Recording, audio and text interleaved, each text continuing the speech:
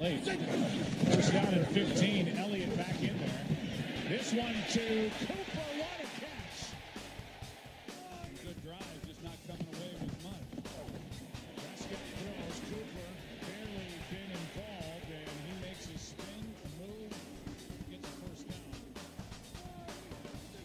Second down. Pass is caught wide open. Amari Cooper spins his way into Eagle territory. It's second down. And here's Cooper, who will just go down and pick up the first down, it looked like, and a flag is down again. Williams back into the action. Second and 5, quick throw, pass caught for the first down, Amari Cooper. Second down and 5. Prescott goes to the end zone. Pass is caught. Cooper, touchdown.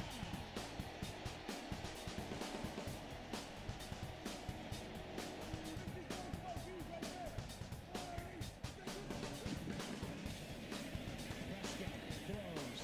Cooper makes the play. Might go. First play from scrimmage. Touchdown, Cooper and Dallas. By Amari Cooper. He's on the sideline, and Bosby, as you say, is back out there. He was just victimized by Cooper. Here's a pass to Cooper. Third down and 9. Floated for Cooper. First down and more. They don't make a stop here. The Cowboys can run it down to virtually nothing. Extra men on the rush. Pass is caught. Deflection. Touchdown. Cowboys win. Amari Cooper. How about this, Cowboys?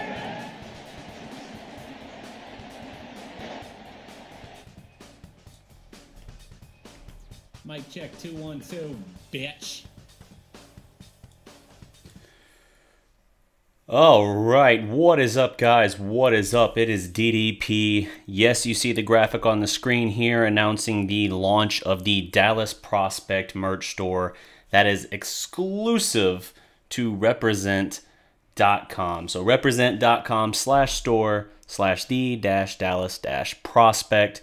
Get all of your Dallas Prospect merch there. We've got exclusive designs, whole myriad of them. If you follow the Facebook page, you can see them there. Otherwise, maybe later in the show, I'll pull up the whole roll for you. But here we are. It is Victory Monday. And better yet, it's a Victory Monday with the division win. Especially a win over the Eagles. Sweep the Eagles for the first time since 2012. And man, I hate the Giants. I hate the Redskins. I honestly think that the Eagles are my most hated team. Any sport, any franchise, I hate the Eagles more than I hate anybody in any sport. So great to more or less end their season. Dallas now with the win moves to 8-5. That's 5 straight wins. But hey, get this as well. In addition to that, now Dallas has effectively a 3-game lead because they swept the series. If Dallas wins next week, first of all, if they win one more time this year, it's over. Philadelphia's out, Dallas is in. But if Dallas wins at Indianapolis next week, they can effectively, if they chose to, and given some of the health conditions of some of these guys on the team, it's worth considering, you could presumably rest your starters the final 2 weeks of the season, knowing that you've got a home playoff game locked up.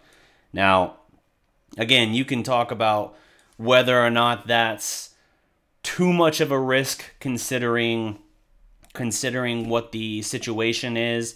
You know, your team's playing hot. Do you want to sit them out for a couple weeks? But man, you got guys that need rest. Zach Martin, it doesn't sound like his knee injury is serious. It's just a re-sprain of that MCL, which he never got to properly rest before since he never missed a game. Hell, the last time he heard it was at Philadelphia, and he came back in that game and finished the game. He just hasn't been practicing all season since then. The last month, he hasn't been practicing, more or less. I think he practiced this past Wednesday, but largely they've been trying to just rest him and play him only on game day as needed. So that's someone who could really benefit from it. I'm sure Tank Lawrence could get a little bit of rest from that as well. And hey, Zeke, Man, Zeke looks worn into the ground. Like, every couple plays in the second half, it looked like Zeke had to motion for a substitute to come in. And here's the thing. This is the double-edged sword of what I've been advocating for so long. With Zeke now being targeted in the passing game more, that's great. It really is. But here's the downside to that. He's already one touch away from his 2016 total. 353 right now. He had 354, I believe, as a rookie. We've got 3 games to go.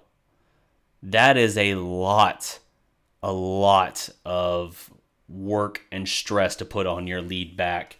And that doesn't even include a playoff run. So that's something that Dallas really needs to figure out how they want to handle that. That's why I float the idea of, even though it scares me a little bit, maybe you do consider at least 1, if not 2 games of rest for Zeke, because he's clearly worn down.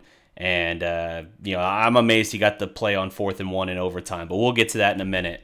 Shout out first in the house to Santana Louie. What's good? What's cracking? Virginia's finest. You are quite active in the chat over here. What's good, fam? Let's see. He's got the LVE Wolf Howl. I dig it. Wish everyone a Merry Christmas. Ditto. A Merry Christmas to us all. Let's see here. DDP. What's good, Stevie Mac? DDP, blast celebration by Cool and the gang. We out here winning this division. I would, but I don't want to have to get copyright striked. So I was playing with fire, even just with what I was doing right there with the sound bites. So we'll see if that works out for me or not. Virginia's finest. Remember 2016? No, regarding resting players. I hear you, man. I hear you. It is a very much big risk, big reward. But there is something to be said about your guys that are just basically broken right now. At least some of the players could use some rest. You don't need to rest Dak. You don't need to rest Amari Cooper. But you could certainly rest guys like... DeMarcus Lawrence or Zeke, who... Because, again, one more win gets you the division. And with the Bears beating the Rams last night, the 3 seeds kind of... It's not like it's out of reach. You're still within a game. But that was the best stumble block for the Bears if you were going to move up in that picture. So it's like, hey, if we can win out and be on 8 straight and go into the playoffs, but we haven't rested anyone and we're worn the hell down, is that really better than if we give our guys a week, maybe someone like Zeke 2 weeks, knowing it doesn't change the playoff seeding and knowing he can be a little bit fresher? That's my take on it. I live near Philly and went out shopping today. Everyone seemed pretty depressed today. Gee, I wonder why. Yeah, well, you know what? They won a Super Bowl last year, so I don't feel sorry for them in the least bit. Now, there were some... This game got crazy late with a lot of just baffling penalties. Eagles got screwed on a couple. We got screwed on a couple. Very weird how the end of regulation went for this game. Again, we'll get into that here in a moment. Let's see here. Luka Doncic to get a triple-double this game. Agree. I dig the idea, LM, for sure. I would also not mind it if he waited till Wednesday night when I'm doing my Mavs watch party for the Hawks game, but we'll see about that. So I got some game notes here I wanted to run over with you guys regarding this Cowboys game. Obviously, Dallas starts off early.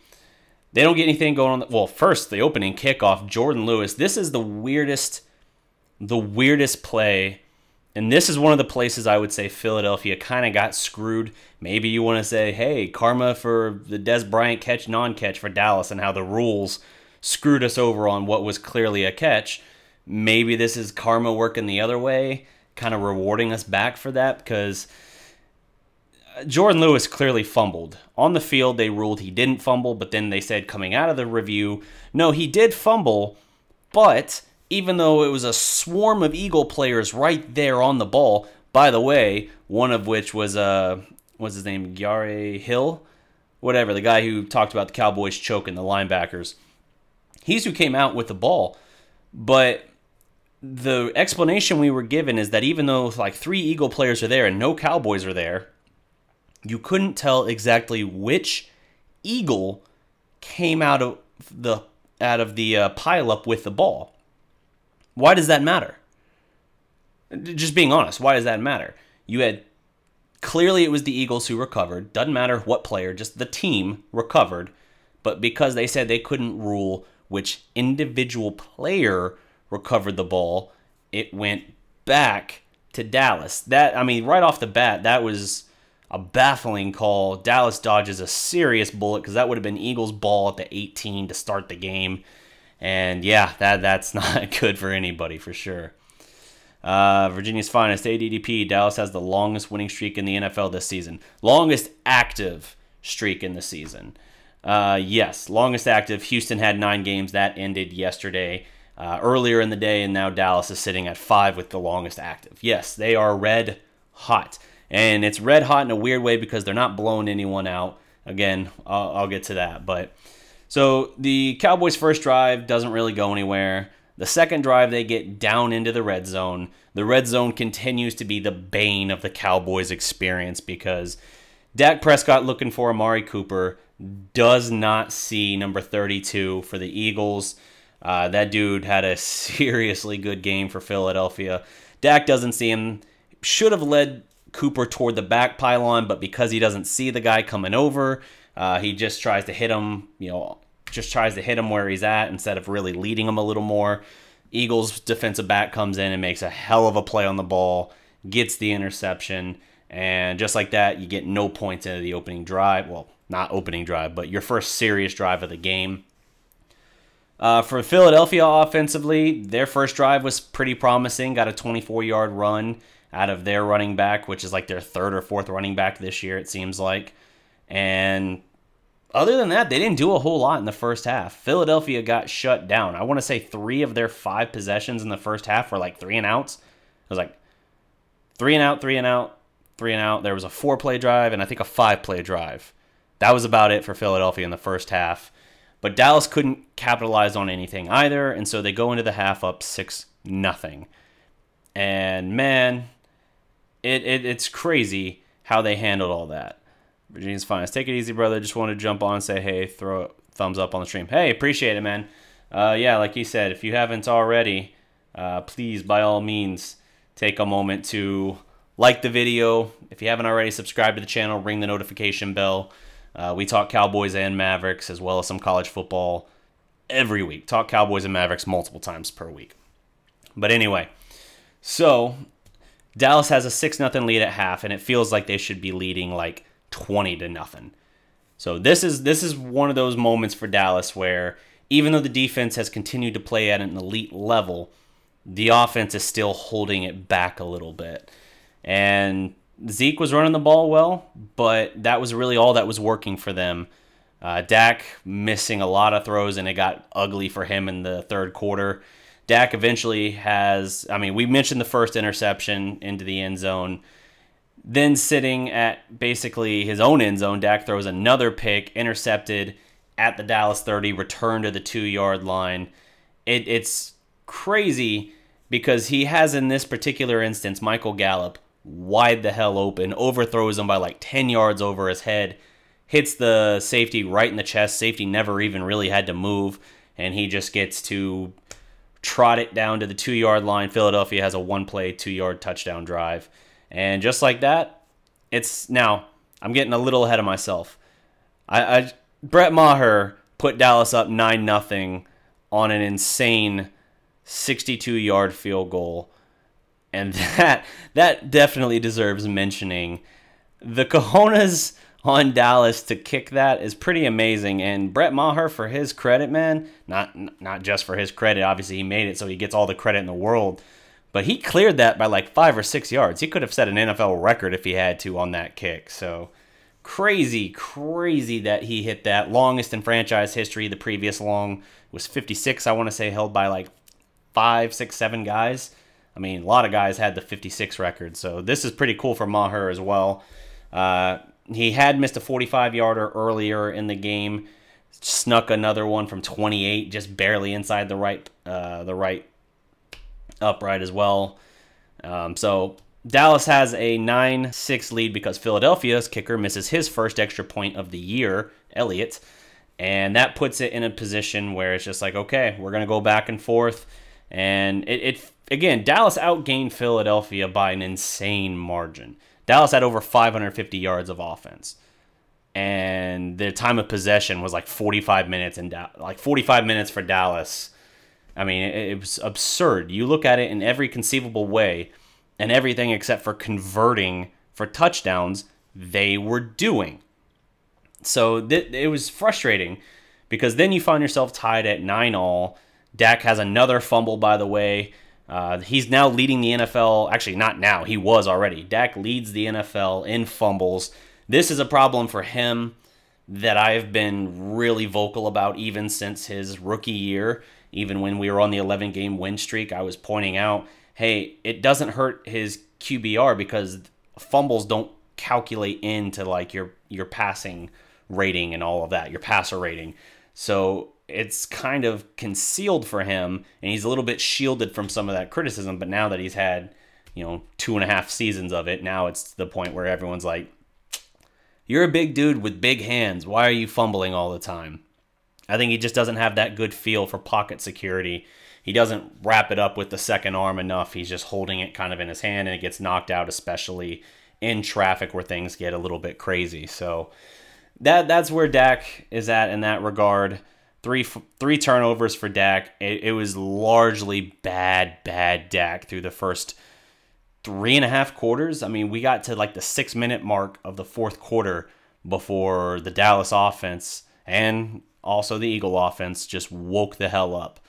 And for Dallas, that started with to Dak's credit, beautiful 28-yard touchdown pass to Amari Cooper, right on the money. Just perfect pass to Amari Cooper.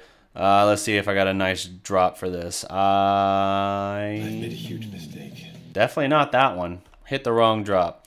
That was not a huge mistake. That was a great play. But Dak hits him right on the money, and we'll give Jerry Jones glory hole. I want me some glory hole. There you go. Right on the money for Dak, and then the next play. The next Cowboys drive after Philadelphia with Dallas Goedert scores. They're able to then set up a one-play drive is Dallas. 75 yards to Amari Cooper. Mama, there goes that man. Holy crap. Now, here's the thing on this play. Let me pull up a graphic for you guys here. Now, I put out a bunch of quote graphics earlier today because Amari Cooper in particular had a lot of gold to talk about relating to this game. And I really want to focus on this. On this play, the 75-yard touchdown pass, there was actually a lot of interesting stuff going on here. So we had Amari Cooper basically venting his frustration because the Dallas was running a lot of stop routes. And as he's pointing out to Dak in the huddle, Philadelphia has been sitting on the stop routes all day. That's why Cooper had largely been held relatively ineffective, save for the 28-yard touchdown pass. And Cooper is getting frustrated by this point. He's telling Dak, this is ridiculous. Dak says, just run the play, bro.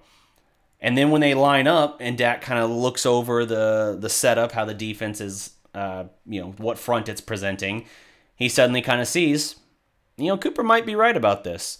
And so he gives a very subtle motion to Amari Cooper, switching Cooper, audibling him to a go route. Cooper down the sideline. Dak hits him again in stride. This one 40 yards through the air.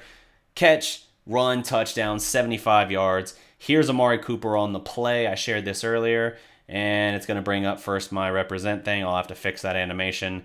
Hey, there's my cheap plug again for my own merch store. There it is. Let's see here. So, Cooper says, I'll read it out here. Let's see. It's interesting because I had another stop route on that play, and they were, if you were watching, really sitting on the stop routes. And I was like, this is ridiculous. So I broke out of the huddle, and I was kind of mad, and I was like, Dak, come on. And he was just like, bro, just run it. And I guess he thought about it again, and he kind of signaled a go route, and I was elated when he did that. And I took off, caught the ball, and scored. Now, if that's not an indictment of Scott Linehan's play calling, I don't know what is, man. Like, that's about as straight up, straight to the point criticism of Dallas's play calling. And we've heard it all year. We've heard it from everyone now. We heard it from, the receivers before, whether it was Cole Beasley, Bryce Butler, Allen Hurns.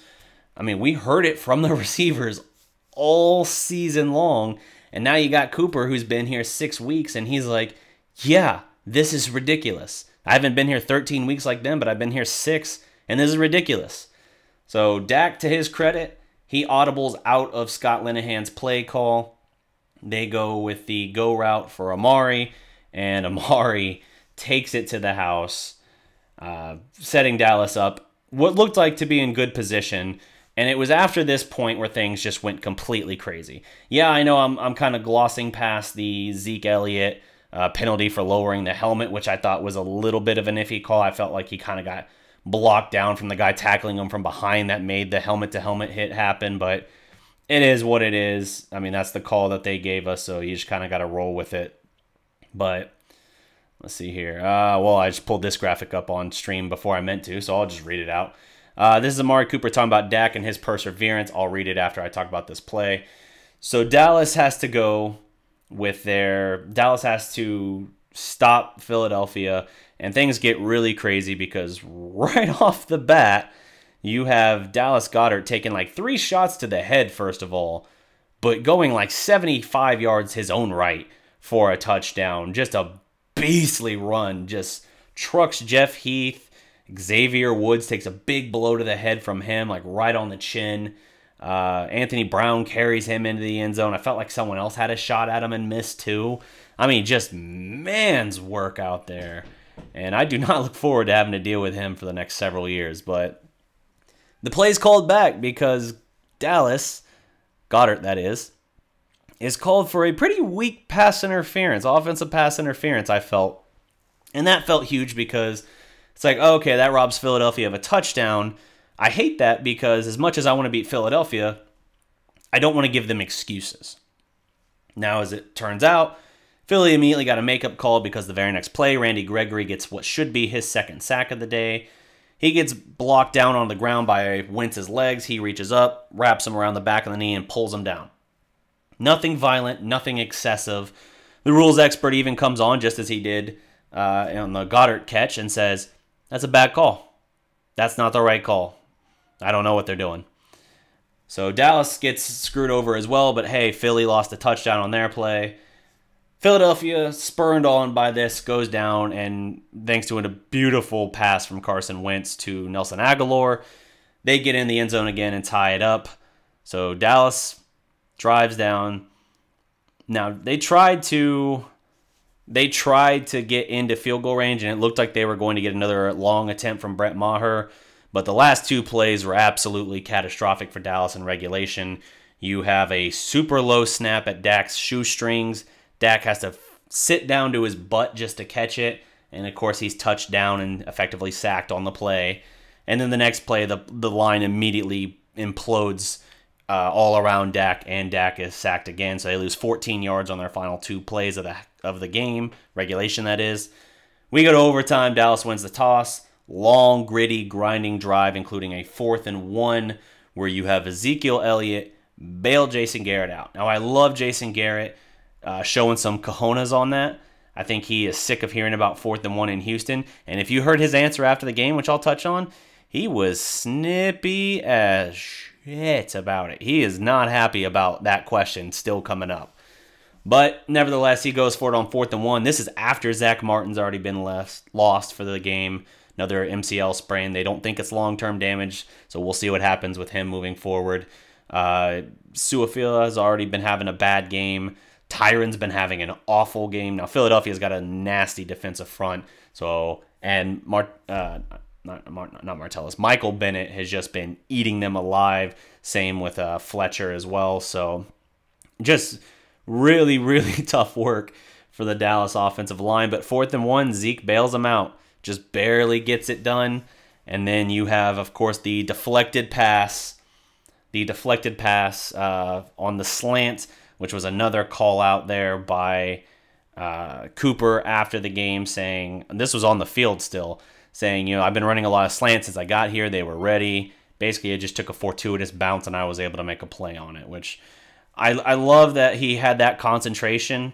And for a guy whose hands were one of the main criticisms his old fan base gave him, it was awesome to see him have that kind of day. He had one maybe kind of sort of debatable drop in this game. I would say his hands were kind of tied up with the defender before it bounced off him.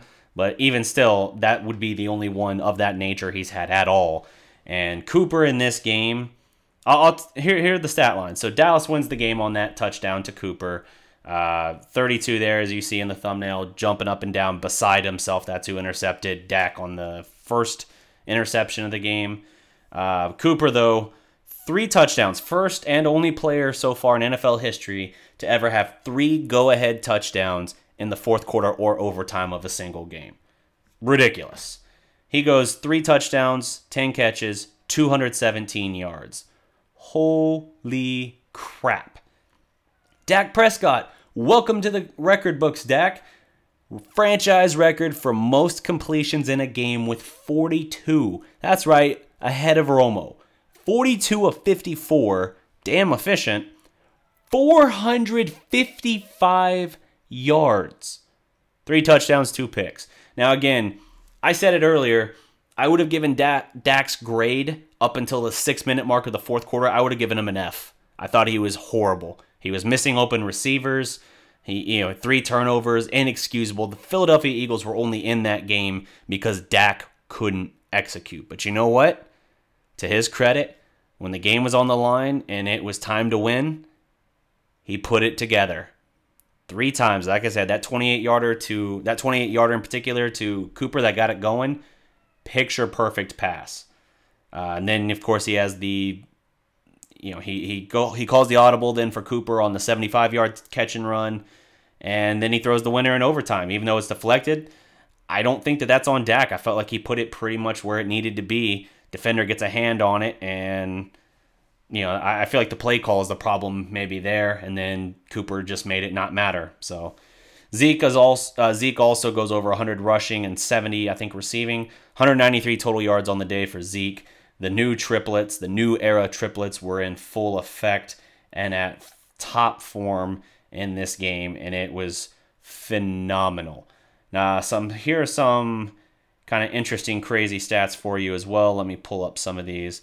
I already mentioned before, Zeke is 1 touch short of his 2016 total. 353 currently. He had 354 in 2016 as a rookie. That's a little concerning with 3 games to play plus playoffs. Let's see here.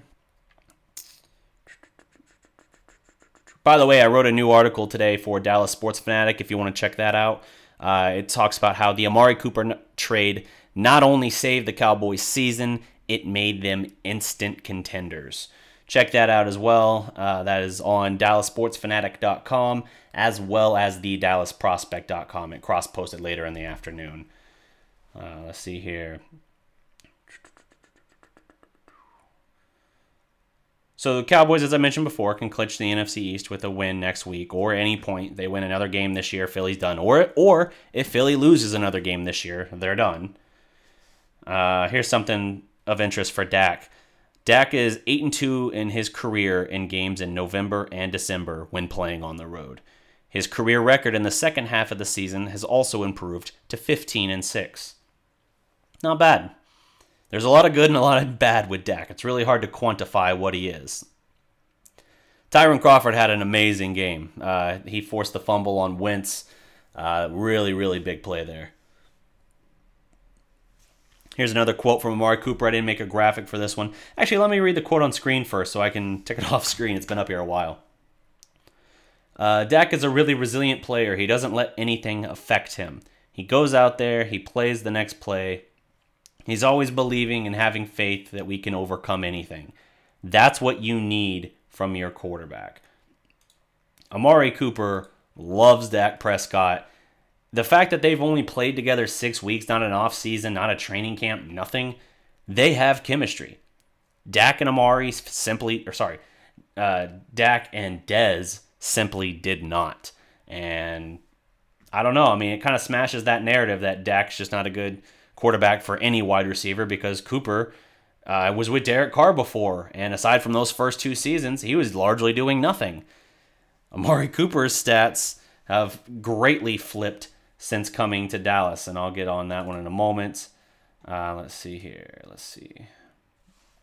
Amari Cooper, also after the game, said he heard the criticism from the Cowboys fan base that they overpaid when they traded for him.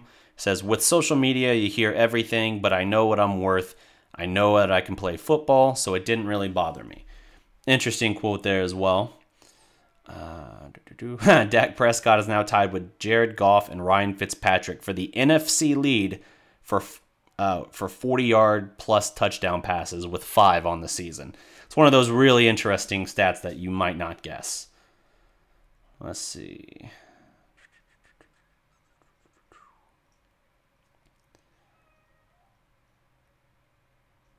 Here's the one I was looking for. So in the NFL all-time, teams were 0-73 when incurring at least 100 yards in penalty yardage, allowing 3 touchdown passes, and losing the turnover battle by 2 or more. The 1-1-73 all-time occurred yesterday. The Cowboys winning yesterday became the only team ever to win when they accrued 100 yards in penalty yardage, gave up 3 passing touchdowns, and lost the turnover battle by at least 2. That's like the most Dak Prescott stat I think I've ever heard. It's not all Dak, but all 3 of those turnovers were his. And it's one of those things, too, where everyone's aware of the stat at this point where it's like, okay, in games in which Dak doesn't turn the ball over, not interceptions, anything. If he doesn't turn the ball over, Dallas is like 24-1 with him. He throws that first pick, and you're like, ooh, boy, that's not good. Then he throws another pick, you're like, oh, boy. I don't know what the percentage is now, but there's no way it's good. Then he fumbles, and you're just like throwing the book out, like, all right, screw it. It's not going to be pretty, but if they're going to win, they're going to have to do it now, and they're going to have to figure out a way that defies the statistics. So, here's the Amari stat. So in 6 games together, this is Amari and Ezekiel Elliott, and how and I talked about this in the article, how they've opened up the passing game for Dak. Since coming to Dallas, Amari Cooper and Ezekiel Elliott have combined for 98 targets, of which they caught 80, for 969 receiving yards and 8 touchdowns.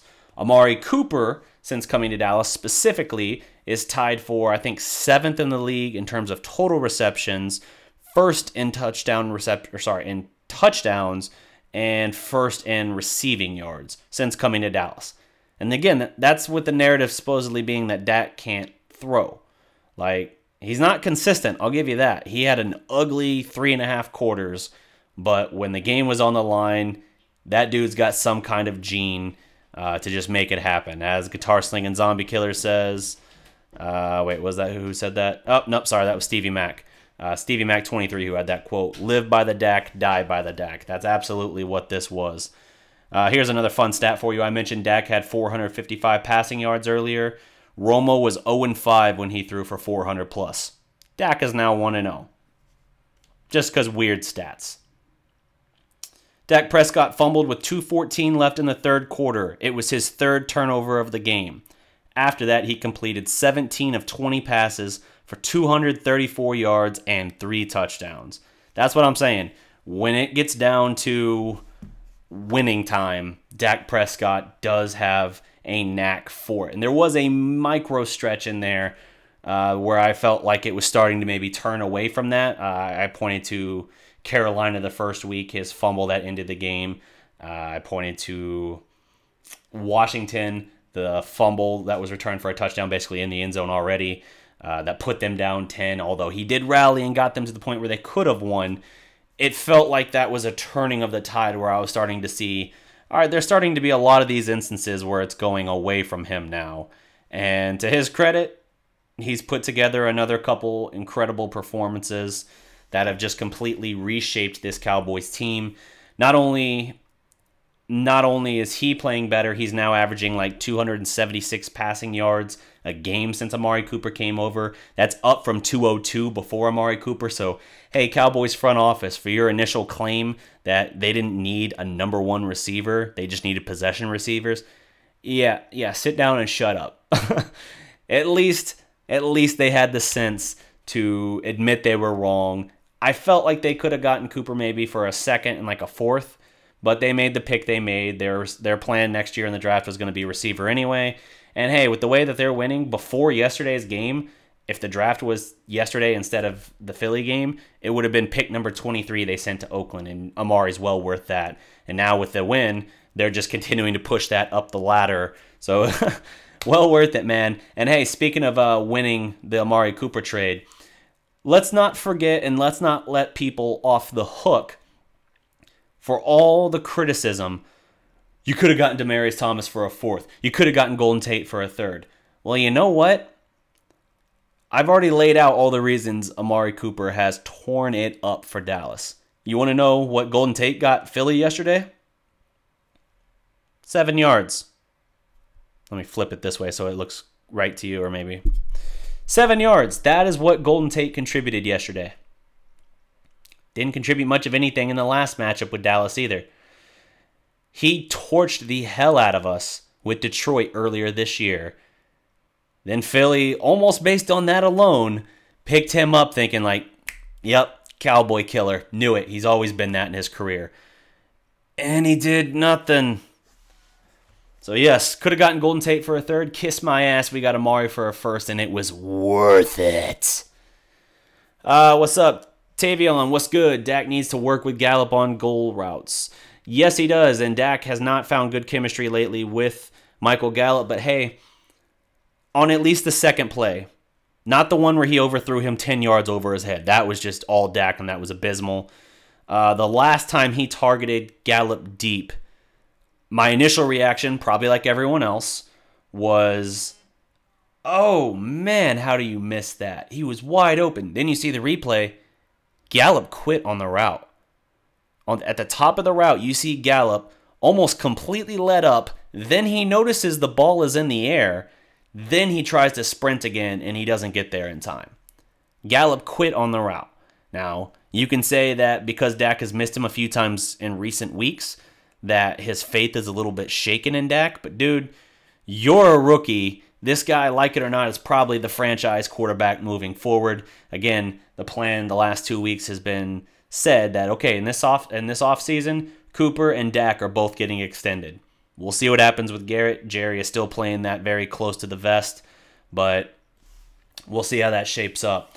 But it's very, very, very interesting to me that Gallup is suddenly, I don't know if it's like a rookie wall or what it is, but it's like he's getting a little bit demoralized. And it's like, dude, you can't do that. Dak has shown he'll miss a lot of throws early on in the game. He'll make mistakes, but when it comes down to the big moments, he does have a knack for making plays. And that's why Dak is second. Since Dak came into the league, Dak is the second winningest quarterback in the league behind only Tom Brady. Like, weird stat, but let that process. Eagles don't use the Eagles very much. No, they don't. No, they don't. Dallas Goedert's going to be a monster to deal with, though. Dallas has got to figure out what to do at tight end. Jarwin had his best game of his career. Schultz made some plays. Swain was doing good before he had wrist surgery, but I feel like those are a lot of number 2 tight ends. They need to address a big, big pass-catching tight end. That can also block, because when they tried to block with Rico, it was not pretty yesterday. DDP, who you want to play at home in the playoffs? Man, with 3 weeks left, that's really hard to draw out, like to project. I'll tell you this much: I'm glad we don't have to face Aaron Rodgers with Green Bay being eliminated. that eases my soul a little bit. For the home playoff game, yeah, I'm gonna wait on that one to see where that stands. But I will tell you this: if presented with the idea of either going to New Orleans or to LA. I was talking with Sean from the Sports Fury about this, another huge Cowboys fan, and we were a little bit of a disagreement. He tends to have I'll say this up front. He tends to have a little bit better viewpoint, being that the Sports Sphere doesn't just do Cowboys games. They do all big NFL games, regardless if it's Josh's Bears or Sean's Cowboys. They'll cover all these big games. They'll do it for basketball and baseball, and those guys are ridiculous. Go subscribe to the Sports Sphere if you haven't already. They are phenomenal. But I was talking with Sean. He thinks that he would rather go to New Orleans to deal with the Saints because the one dominant win you could point to for us, it wasn't dominant offensively, but the Saints the Saints offense never figured out the Cowboys. Like, Philadelphia woke up late in this game and started putting it on us. And it was only because Amari Cooper had gone into takeover mode that we survived those punches. But you look at New Orleans, they never figured it out offensively against the Dallas defense. So according to Sean, he thinks that Dallas matches up better and they never cracked the code. So maybe that's better. I lean towards saying I'd rather play the Rams, but I haven't watched a lot of the Rams this year. I've seen a few games, and I tend to like to reserve judgment until I've taken a deeper dive at a team and their personnel and how they like to play, their tendencies, all of that. So that's where I'm at on that. Let's see. Jesse James, sign him. Jared Cook would be a decent sign too. I would love Jared Cook. Jesse James was damn good for the Steelers. They need to do something. They'll have money, but I don't know what they're going to do. I would not be surprised if they instead tried to draft a tight end. Can't believe the Eagles got Dallas Goedert just to mess with us. Yeah, they did, but you know what? That dude's gonna be a beast. Like, that one play, even though it didn't count, was that was the most impressive thing I've seen in some time. That was like the Jason Witten helmetless not touchdown, but long run at Philadelphia, but more intense because he took like 3 shots to the head. His like helmet's like up around his face. I don't even know how he can see the end zone. Cowboys are bouncing off him. He's like spinning and stiff arms, and I'm just like, holy crap. It reminded me of the first time we played against Brandon Jacobs of the Giants, the running back. And I remember him colliding with Terrence Newman on his first carry, and Newman just bounces off of him, and it's like a tank just rolling through a bunch of bowling pins, and you're just like, oh my God. But it is what it is. Yeah, I think LA is beatable. I think that. And watching how the Bears took it to them, I think the Cowboys could do the same. That's still why I lean towards saying I'd rather play the Rams than the Saints again. Also, having played the Saints once, they know what we're going to want to do. And it's a little different. Yeah, you can say, hey, anyone can study tape and know what you want to do. But it's different when it was actually applied and done to you.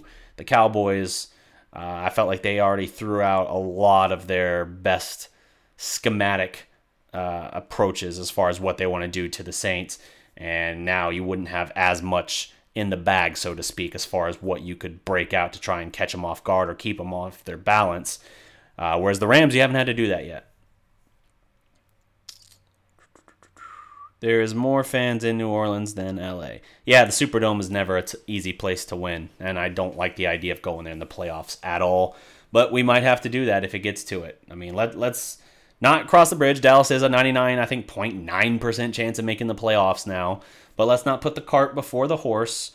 Dallas still has to take care of business.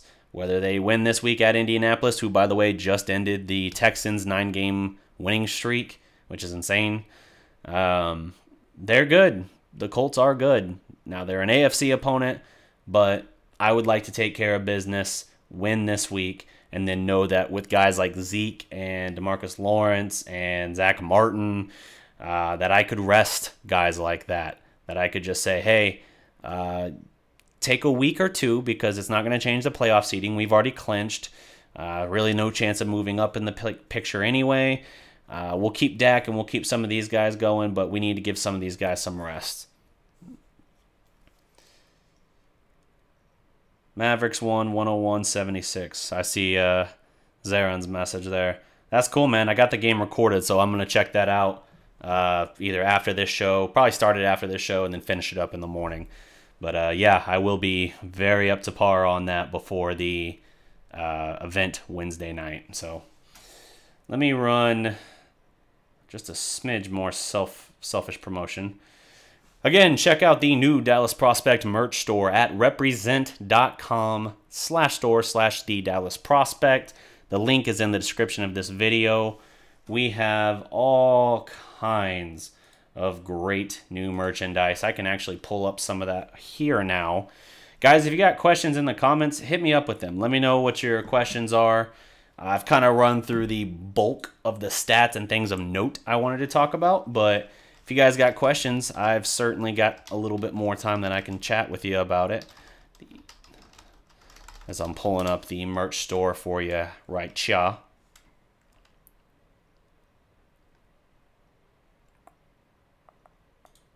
There we go.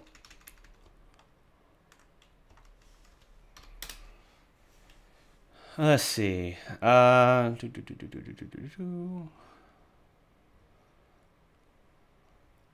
T.Y. Hilton is a beast, and Ebron is really sneaky. Ebron can really burn our linebackers if they game plan correctly for our defense. He absolutely can, and through 11 games this year, Eric Ebron had 11 touchdown catches. Dude gets touchdowns. Imagine if we had a weapon like that. I remember people talking about how, because I pointed out Dallas should have signed Eric Ebron. That's what I wanted as one of my last offseason moves. They made no effort for it, and I was frustrated. And the response from some of the Cowboy, more so the Dak haters, was, well, hey, it's not like we have a quarterback known for his accuracy or putting up touchdowns. To which I say, okay, the touchdowns comment is ridiculous because he's got an insane amount of touchdowns since coming into the league. Where I would grant you is, yeah, he's not a super accurate quarterback, but you know what? It's still better than anything we got. It's still a red zone threat. We thought Rico Gathers could be that, but he's not proven to be that. So here's the merch store now, by the way. So we got some Dallas Prospect designs here. Here's the Skyline logo design.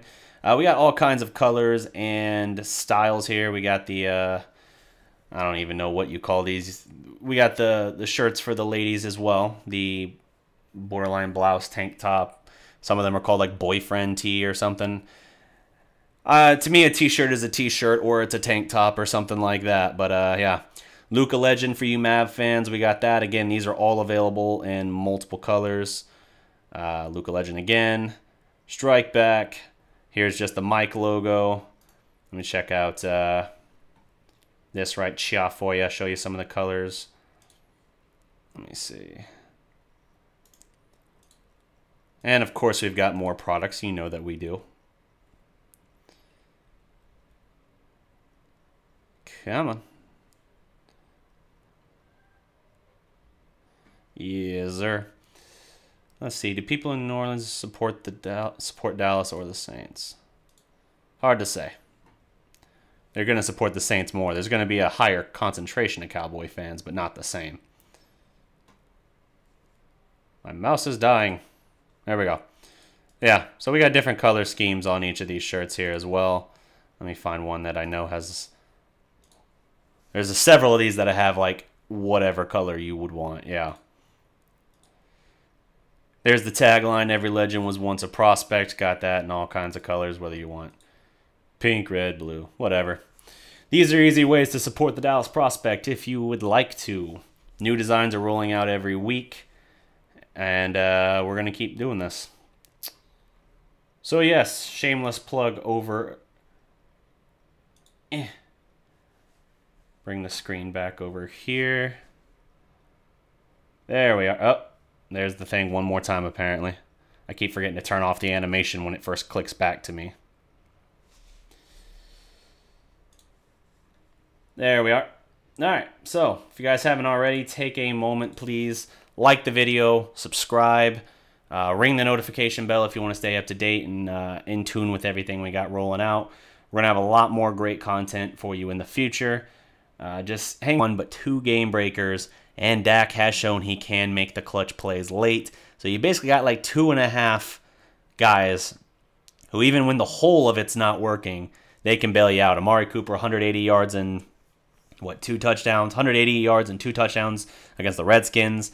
Then yesterday, he goes 10 catches for 217, career high on yards, by the way. 3 touchdowns, career high. Dak Prescott, 455 pass yards. That's obviously a career high as well for him. 42 completions, a career high and team franchise record. And Zeke, he didn't have a career high, but 191 total yards in that game. So the new era triplets were in full effect the other night. But anywho, that's going to do it for my time on this one, guys. Thank you so much for watching. Until next time, remember, every legend was once a prospect. Salute.